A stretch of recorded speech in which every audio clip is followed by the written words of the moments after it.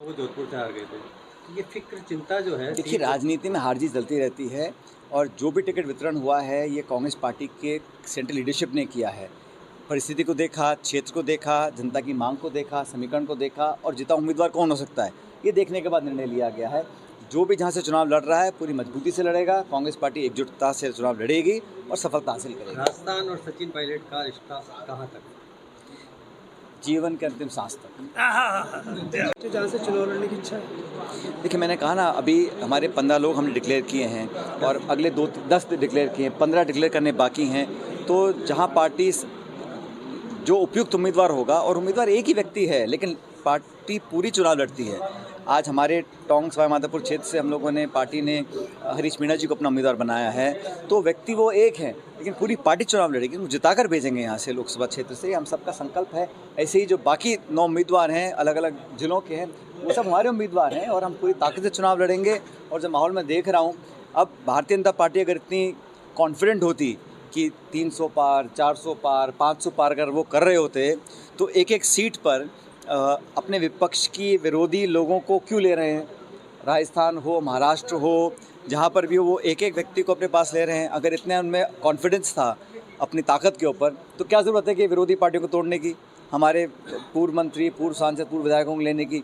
तो ये कहीं ना कहीं जहन में उनके फ़िक्र है कि हम कह कुछ रहे हैं, धरातल पर वास्तविकता कुछ और है। कांग्रेस में भी फ़िक्र किस नज़रिए से देखते हैं ये सही? ये तो बहुत पुराना कानून था, इसको चुनाव की आचार संहिता से ठीक पहले लाया गया है। मुझे खुशी होती अगर ये सरकार एमएसपी पे कानून लेके आती है, ये सरकार नरेगा की तरह कोई रोजगार संबंधी कानून लेके आती है, जन कल्याण का ऐसा कोई कानून लेके आती है, हम उसका स्वागत करते हैं। देखिए, कोई भी काम अगर जनता के हित में होता है तो सरकार कोई भी हो उसको हम अप्रिशिएट करते हैं। लेकिन ये जो किया गया है ठीक पूर्व संध्या पे चुनाव के, ये कहीं ना कहीं इसमें ध्रुवीकरण करने की कोशिश मैं समझता हूँ केंद्र सरकार की रही है। अब चंडीगढ़ में चुनाव हो रहे हैं, निर्वाचन अधिकारी क्या कर रहे हैं, सुप्रीम कोर्ट को हस्तक्षेप देने के बाद न्याय वहाँ पर हम लोग करा पाए। अभी निर्वाचन आयोग जो हमारे कमिश्नर हैं वो इस्तीफा दे रहे हैं। तो बहुत सारी चीज़ें हो रही हैं जो जनता के मन में एक संदेह पैदा कर रही हैं कि जो विश्वसनीयता है संस्थानों की, जो क्रेडिबिलिटी है, वो कहीं कमज़ोर ना हो। और सरकार जानबूझकर ऐसा कदम उठाती है कि विश्वसनीयता कमज़ोर हो हमारी संस्थाओं की, संवैधानिक संस्थाओं की। ये लोकतंत्र के लिए एक शुभ संकेत नहीं है। हरियाणा में एक वर्तमान लोकसभा सांसद थे, वो भाजपा छोड़ के कांग्रेस में आए हैं।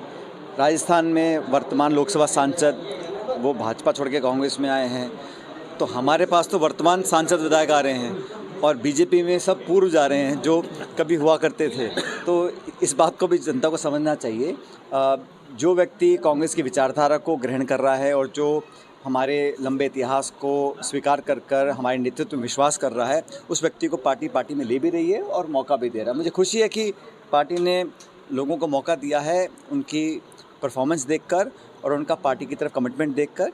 और सभी जो 10 अब तक नाम आए हैं वो सब जिताऊ उम्मीदवार हैं हमारे। देखिए, कोई भी व्यक्ति अगर, जैसा मैंने कहा कि अगर कोई पार्टी छोड़ता है, उनकी क्या मजबूरियां थीं, क्या व्यवस्थाएं थीं, मैं नहीं जानता हूं। लेकिन अचानक इतना बड़ा हृदय परिवर्तन होना चुनाव से ठीक पहले, जनता सवाल पूछ सकती है कि वैसा इस मौके पर क्यों किया गया। बहरहाल ये उनका व्यक्तिगत निर्णय है, मैं कुछ टिप्पणी नहीं करना चाहता हूँ। हर व्यक्ति स्वतंत्र है अपनी विचारधारा को चुनने में, अपने राजनीतिक रास्ते को चुनने में, और ये समय और जनता बताएंगे कि ये निर्णय सही था या गलत था। मैं ऐसा मानता हूँ कि 10 साल के कार्यकाल के बाद अब मैं कई राज्यों में दौरा मैंने किया है, अच्छा माहौल हमारे इंडिया अलायंस का बन रहा है। हमारे 1-2 घटक दलों से हमारी समझौते पूरी तरह संपूर्ण नहीं हो पाए हैं, लेकिन बहरहाल जो 2 दर्जन पार्टियां लड़ रही हैं इंडिया अलायंस में, वो मजबूती से लड़ रही हैं।